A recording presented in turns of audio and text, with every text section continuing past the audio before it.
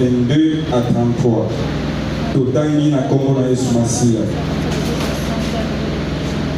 Aussitôt après, il obligea les disciples à monter dans la barque et à passer avant lui de l'autre côté pendant qu'il révérait la foule.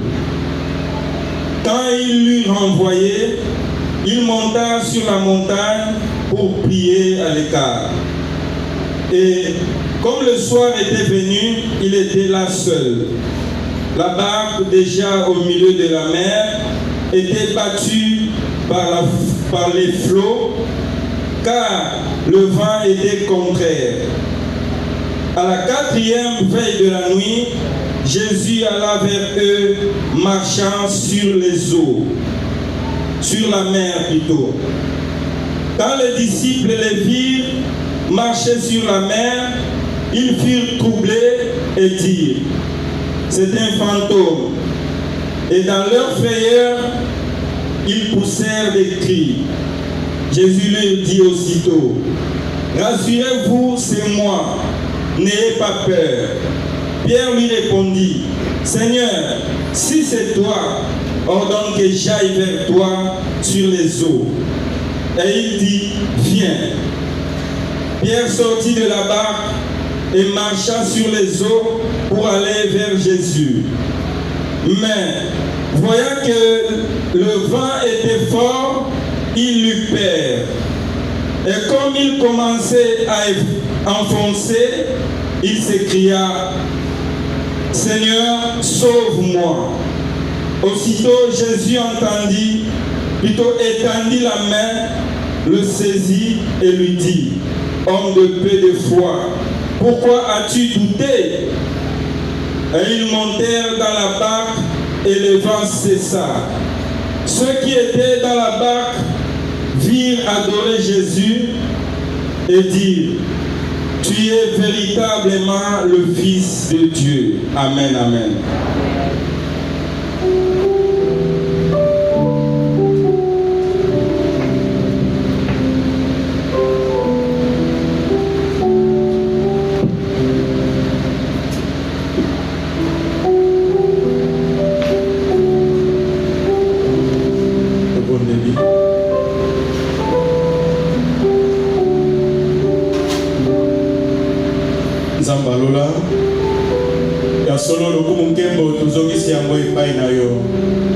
Merci Père parce que tu as permis encore aujourd'hui biso bana na yo tozala liboso na yo na occasion ya louange et adoration oyo yo otire gloire kati na biso.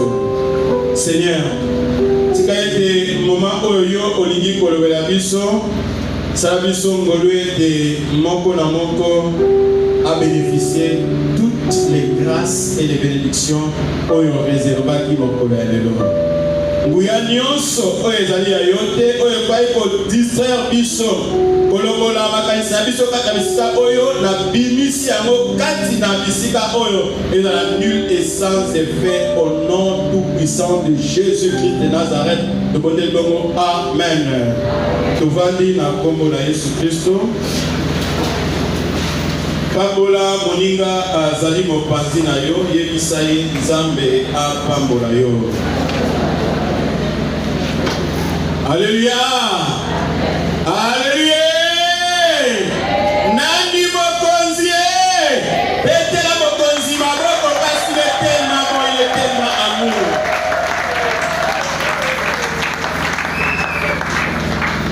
Oui, bien-aimé dans le Seigneur, Nzamba salinga ina yo ngolu ete tozala classé parmi bazali na bomoi.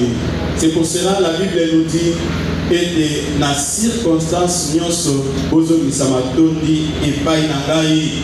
Yango na occasion il y a dimanche oyo ya louange et adoration. Nous allons louer, adorer ce grand Dieu oyo azali malamu ete il est vraiment à soi le kumu ya solo.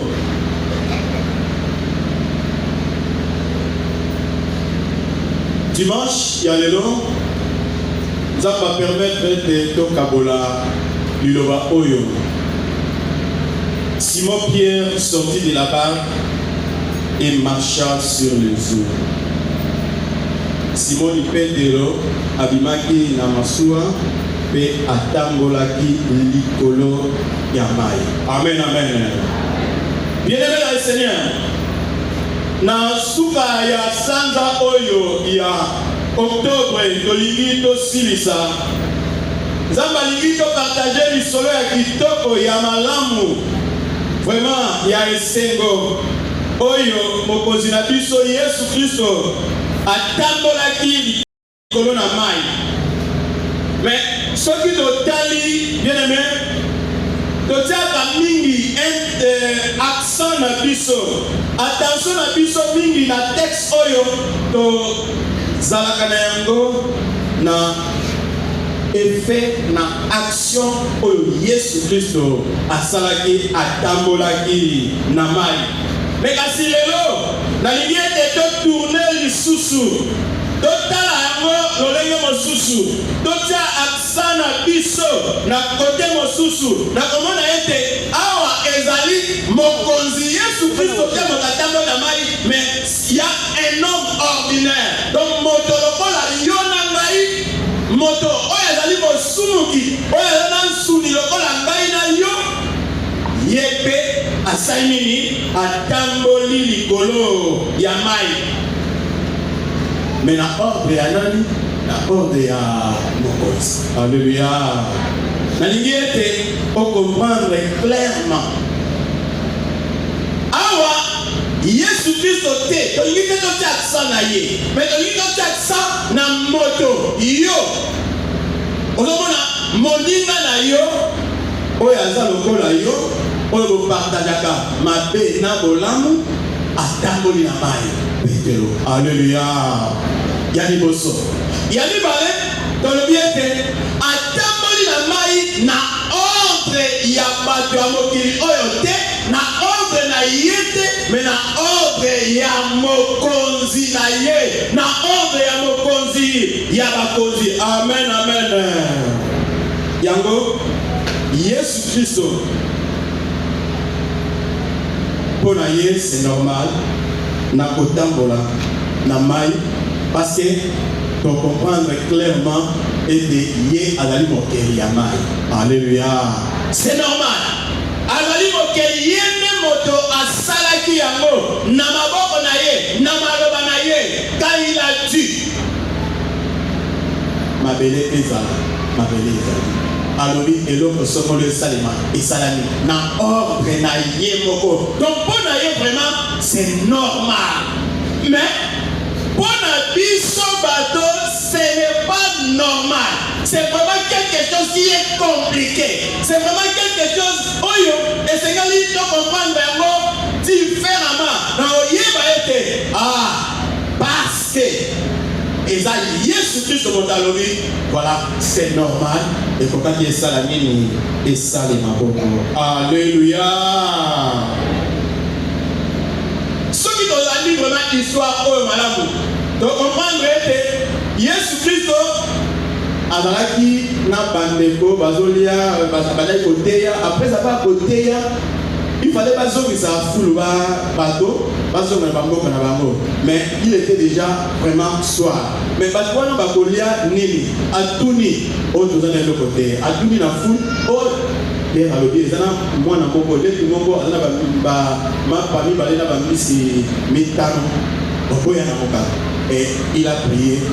Et comme qui est venu, la Bible nous dit plus 5000 hommes au Batanaki, sans compter les femmes et les enfants. Nathan Wassisi Mosalawana et Segeli Batomena Bazonga Pete Banye. Et il a traversé Nabaye Olinaye Nangambo ya Mai ya mer pour que a continué Mosala. Bato Babanaï Kolingate. Yé a ébisi baye koli boko de la masua na boatu pour traverser kuna aux elangai. Ngai nati kala kozongi sa bato. Bango bapusani. Tango azongi si bato amati abali kobonde la ngonga pe ekei. Mo pepe elekala ki makasi.